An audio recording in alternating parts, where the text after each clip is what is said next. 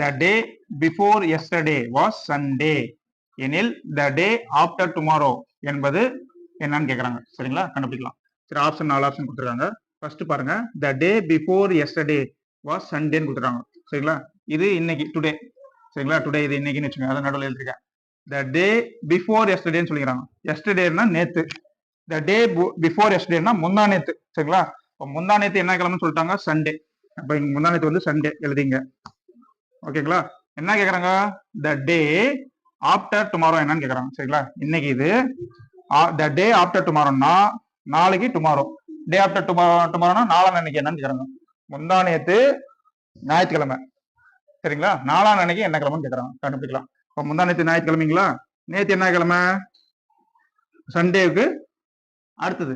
சரிங்களா, சண்டேக்கு அடுத்தது என்ன வரும், மண்டே. சரிங்களா, இன்னைக்கு என்ன கிழமை, டியூஸ்டே. ஓகேங்களா, சரி, நாளைக்கு என்ன கிழமை, இன்னைக்கு டியூஸ்டே வந்தா நாளைக்கு என்ன கிழமை, வெட்னஸ்டே. சரி, நாளைக்கு என்ன கிழமை, தேர்ஸ்டே. ஓகேங்களா, சரி, அப்போ த டே ஆஃப்டர் டுமாரோ என்னது, தேர்ஸ்டே, வியாழக்கிழமை. சரிங்களா, இப்போ வியாழக்கிழமை ஆச்சு. சரிங்களா.